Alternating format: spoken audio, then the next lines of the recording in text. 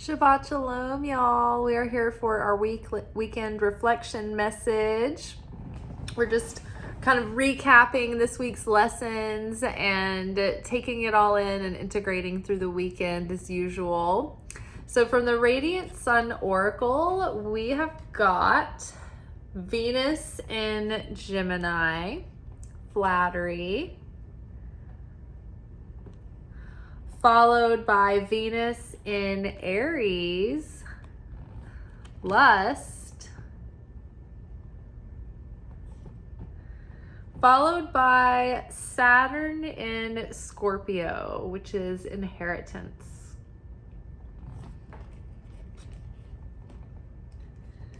Underneath flattery, we've got Four of Wands. Underneath lust, we've got the High Priestess.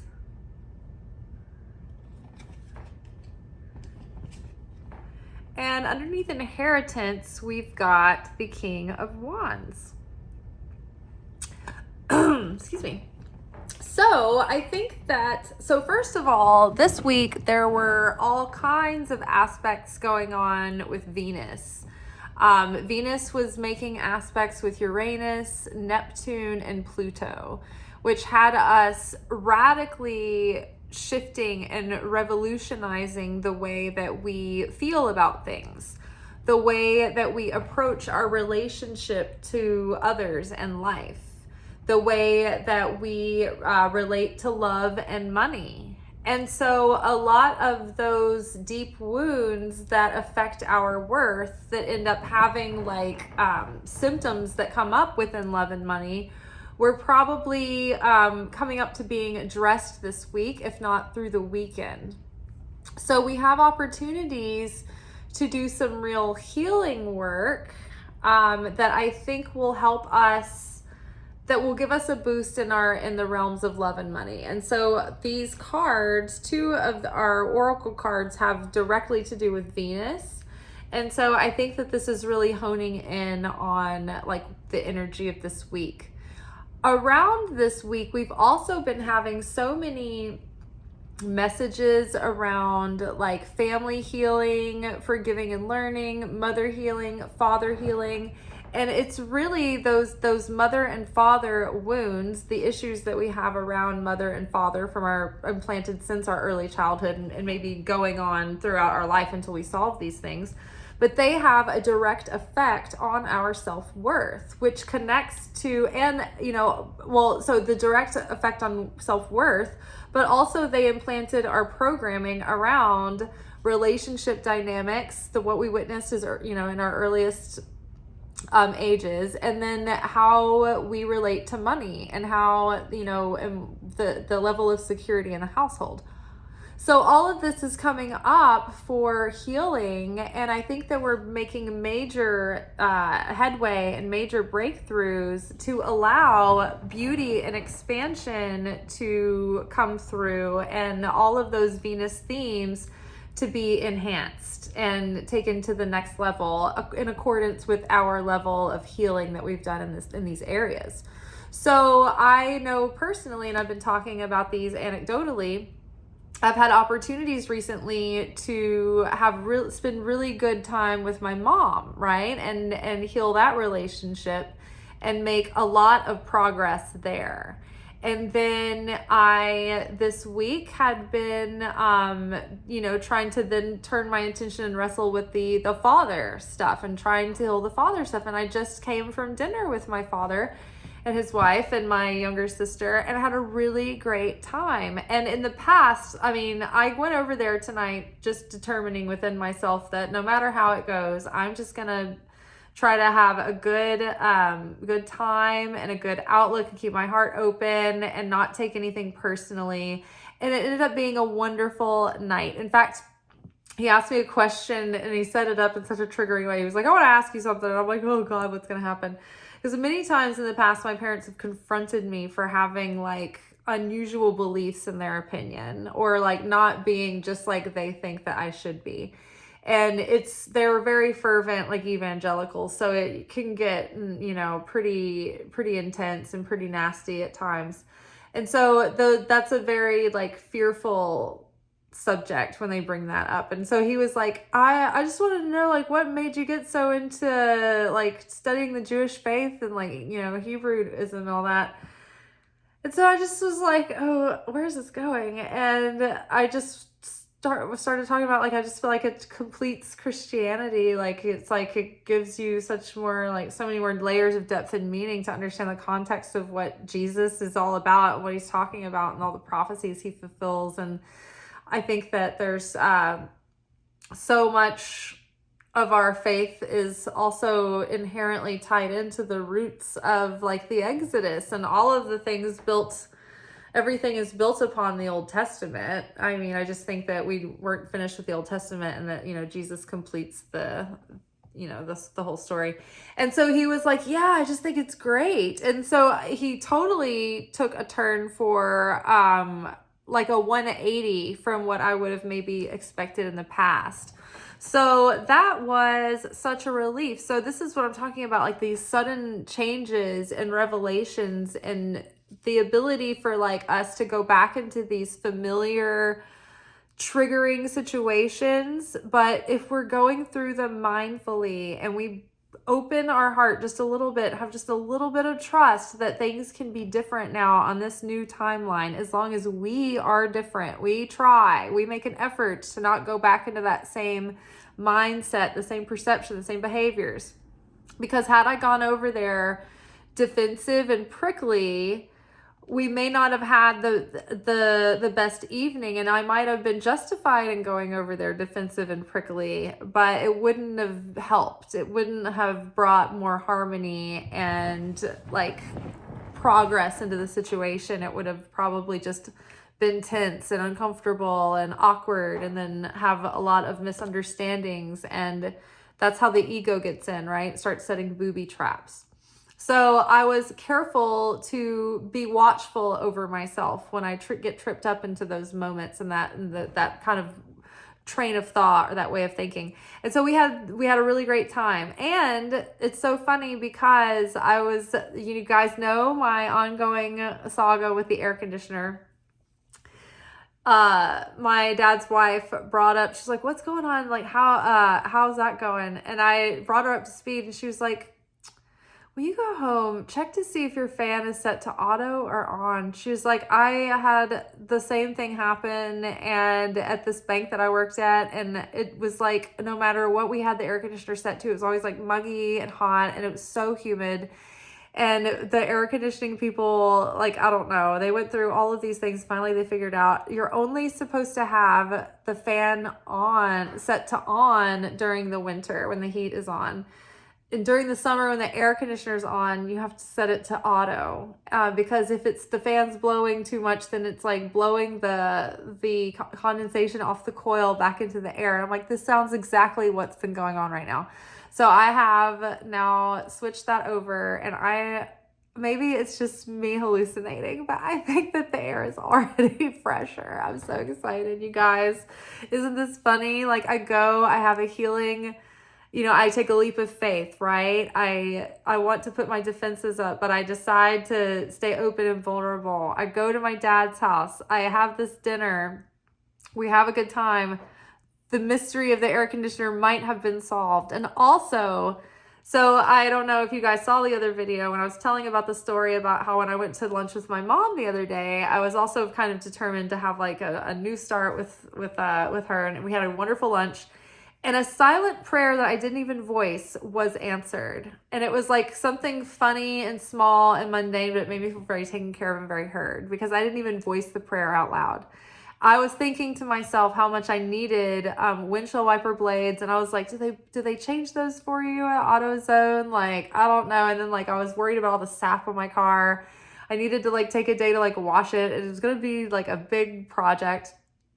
And so I was just thinking in my mind, like, man, I wish there was like some sort of angel fund charity where like normal people could just make requests to get like mundane minutia stuff covered that's like, oh, it's just adding up and I need light bulbs. And so I don't know, I was just thinking about that in my mind. And then while we were out to lunch, my mom was like, I'm going to take you to the car wash and buy you a car wash. It'll be a chance to hang out a little while longer. And she's like, and they'll change your windshield wipers there. And I'm like, oh my God, that is the answer to my prayer. I didn't even voice it out loud. And it's been so meaningful to me, you guys. Like, I have parked away from the sap tree all week. I felt like a new person. My car has like fresh new car smell. So these are the little miracles that are happening. So anyway, another small one attached to dinner with my dad tonight. In my mind the other day, I was thinking, ooh, it's so nice to have sparkling water. But it's just like another thing that is like adding to the grocery bill. And, groceries are like $700,000 anymore. So I was like, I just haven't been splurging on the fineries of life, like sparkling water. And this was just like another silent prayer. I was just thinking today, like, oh my gosh, I would love some spicy water right now. And I get to my dad's, and my dad's wife is like, do you like sparkling water? She was like, I was getting into it for a second and I have like all these cases and now they're just sitting here. She sent me with like a case and a half of sparkling water. So it's like these little small like manifestations come through that are just like winks from the universe to let you know, like, hey, like what you're doing is making a difference. And so all that to say that the Venus effect is like, look, this flattery card, it is like that whole, you will win more bees with honey. And so it's like, just go over to your dad's house and be sweet. It's so funny because he used to infuriate me. He was like he would just, that was his sign off thing when he would just talk to me. He'd like, before we'd say bye, he'd be like, all right, be sweet. And I'm like, I don't want to be sweet. I want to be a crust. But yeah, so like, be sweet. So it's like this week, even in the Zohar lessons, which are the daily lessons that are commentary on the Old Testament, the Torah that corresponds with the day, the Torah portion, it's all about turning bitterness into sweetness. And so this flattery card, it's like, you'll win more bees with honey if you just go over there in a positive mindset, determined to have a good time. Venus and Gemini is all about like good banter, good conversation, being stimulated, and having your heart turned on by good conversation and good banter, good exchange of like intelligence and wit and everything. So it's just like, just go over there and like be a good time, and make an effort and try to have fun. And I think that it's going to set the stage for so much more fulfillment, because when you can make peace with those grudges and just make an effort within your, whatever relationships you need to mend, maybe it's with coworkers, maybe it's with your friends, but when you can get over the hump, it brings you so much peace and fulfillment and harmony. But I think that this is specifically about family healing, and maybe even for the collective, specifically father healing, because I believe that this is not only just healing your relationship with that particular parent, but I think that this is also having an effect on the rest of the family as well, like your siblings, like the immediate family. Like, I think it's having an effect on the whole family unit. And I think that it will unblock family blessings and family, promises that were like spiritual inheritances and like destiny points for the family, blessings for the family. I think it's going to break generational curses.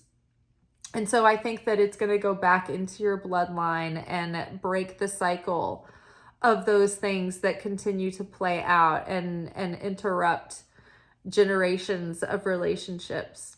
So I think that it seems like a macro, or it seems like a micro issue that you're resolving, but it's actually on a macro scale, resounding from into the future and into the past. So another thing about this card is that this is the face of Janus, the goddess Janus. And so she's looking into the future and into the past. So it's like you're healing future generations and future, the future of your relationship and your family, but you're also healing back retroactively as well. So I think that this is one of the major things, tests, initiations in resolving these issues in order to unblock the way for like some of maybe life's bigger manifestations to come through for us, and like really shift us into that higher destiny, because these are like major tikkun subjects to resolve here. Like tikkun is your soul's correction on earth. It's like your workbook that you carry with your soul from lifetime to lifetime. And you have like all the karma that you're bringing from last lifetimes, and like, you know, you have like these assignments to work through issues with like who's assigned to be your mother and father, you know, major like influences in your life, like maybe like where you lived or if you were bullied or like those things like that. There are major influences, like those are always meant to happen, and they're called tikkun, and they trigger your weaker parts of your soul, your fear, your insecurity, your competitiveness, whatever your darker sides are. Usually you've tucked those into your shadow many times. Those are probably shadow aspects. That's your tikkun. Those are the things that you need to correct in this life. And so one of, you know, two of the major assignments is correcting or bringing into good standing or coming to peace with, because we can't always make good with our parents. It's not possible for everyone always, but you can make peace with your parent, even if it's remotely, right? Even if you don't have like physical access to them, or if they are estranged, or if they have passed on, you can still do this on a soul level, on an energetic level. But to make peace with parents is a huge tikkun correction. And so many times we have to do this tikkun healing, and we have to get to these like checkpoints before certain big blessings can come through in our lives. Because if we're just satiated and happy, then there's not enough motivation to go in and do the dark work of the digging, of like uprooting all of these things, of doing the healing work. It's very inconvenient, you know, it's a long process. So this usually happens as a result of some sort of yearning for something in our life that makes us think, okay, if I can, you know, elevate my soul and develop myself, then maybe I will merit these blessings coming into my life. You know, I'm preparing the vessel so that I can receive the manifestation, the fulfillment of the manifestation, but also sustain and maintain it when it comes in. So breaking the sense of the generation in relation to our father and our father's bloodline. And as a result of this, it's like healing towards our self-worth and our confidence and our sense of abundance and security. And so the lust card here, it's like this feminine character, it's like she's the object of attention, and everything around her is just sort of like explosive and like, wow. You know, in the cartoons when like, is it in The Mask, or is it in Roger Rabbit, or both, when the characters like eyes bug out at Jessica Rabbit, or what's her face for The Mask, and like the tongue rolls out. It's kind of that energy. So because of this, like unblocking, it's just like boosting our magnetism. But I think also in healing those father wounds, I think it also healed some addictive tendencies towards like overindulgences, or being like more foolhardy or lackadaisical, or not serious, not following through. It's just sort of like libertine kind of lifestyle, but maybe not in that extreme, but just like being maybe influenced by the appetites in an out of balanced way. And so the cravings, I think like the cravings come from a place of wanting to avoid or numb or satiate or fill a void, right? And so when the greater issues are resolved, it helps to alleviate the thing that fed into the desire that led to the addiction or those patterns. So the High Priestess is here with the lust card. So it's like we're starting to tap in and rewrite that subconscious and purge the self of like those destructive impulses, because it's as a result of the healing we have more stability and security and satisfaction. So it's like we're maturing beyond the need to self-soothe or do something in an attempt of avoidance or what have you. So getting into the root of those subconscious patterns, the subconscious beliefs, the subconscious blocks, and even, breaking addictions and addictive tendencies. And here we have inheritance. And I think that as a result of all of this internal transformation and internal shifts and doing the work and healing in those relationships with parents, I think that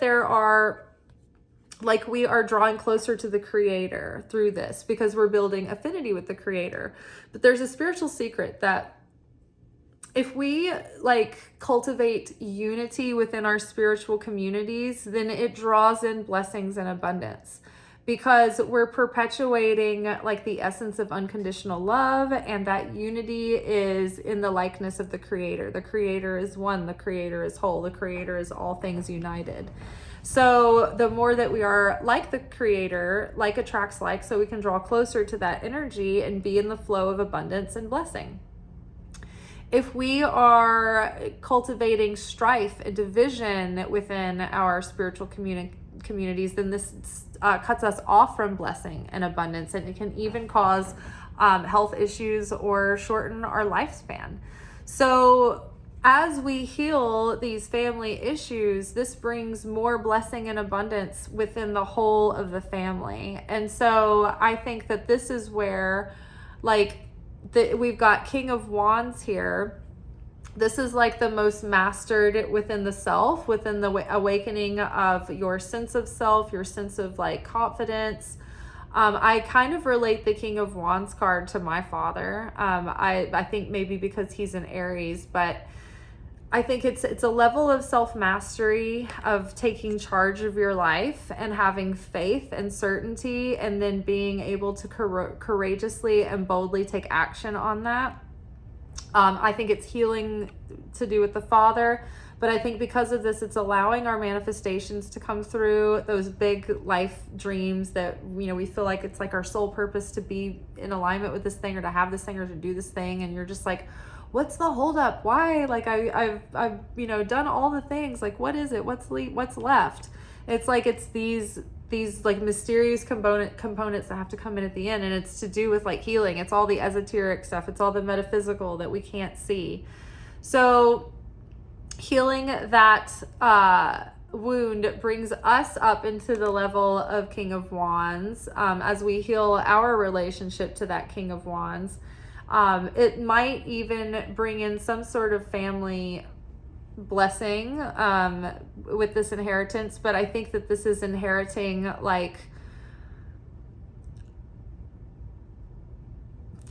something that a goal that you've been working toward bringing into fruition. But also I think it's inheriting the God's promises to your family, and inheriting fulfillment and peace, and leaving that legacy, and spending the rest of the time that you have with your people, that your loved ones, with a new sense of appreciation, with a new peace, with a new relationship. So it's not necessarily that you're gonna get some inheritance, although you might be bequeathed some kind of something or another. But I think it's more about inheriting the positive things from your family line, instead of just the generational curses. I think we think so many things about, we always get obsessed about breaking the generational curses and healing the sins of the generation, but there are also blessings and promises given to your family too that are passed down. But it takes the healing and doing the work in order to unblock those things. So I think that those things are coming through, and I also think that on an individual level, our own personal purpose and goals and dreams are starting to come closer and into fruition. So probably not coming all at once. That wouldn't be fun. It would be too overwhelming, but things are going to start presenting and showing and breaking soil. So I think things are going to start getting really fun. Hi. All right. Well, I think that is enough for tonight to think about. Think good things, healing family issues unblocks our manifestation, our goals, our dreams. And just remember, the more that we align with that higher self, the more that we let go of grudge and bitterness and darkness, it's like every night the script gets rewritten for the next day, and we just get that much closer to that higher destiny, right? Every night that we go to bed, we get like that soul refreshing, and we are upgraded according to the good works that we did that day. So just keep believing, even if it looks like it's going to go south. I did not know how things were going to go with my, dad this week. Honestly, I didn't, but I knew I had to shift my mindset and the way that I was looking at things and the way that I was thinking about things and the way that I felt about things. And I knew that if I did that, then maybe what I was experiencing could start to change. And it did.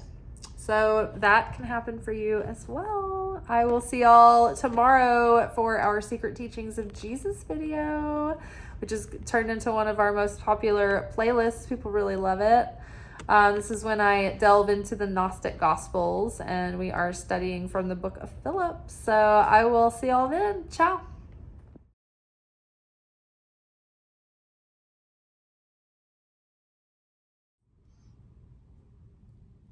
Thank you for watching. If you enjoyed this video and you got something out of it, then please give it a like. Subscribe to the channel. Turn on notifications to be notified of when I drop content. Like the videos, comment, share them. Anything that you do helps these messages get out to other people who need them. So you watching a video and taking an action on it actually makes a positive difference in someone else's life.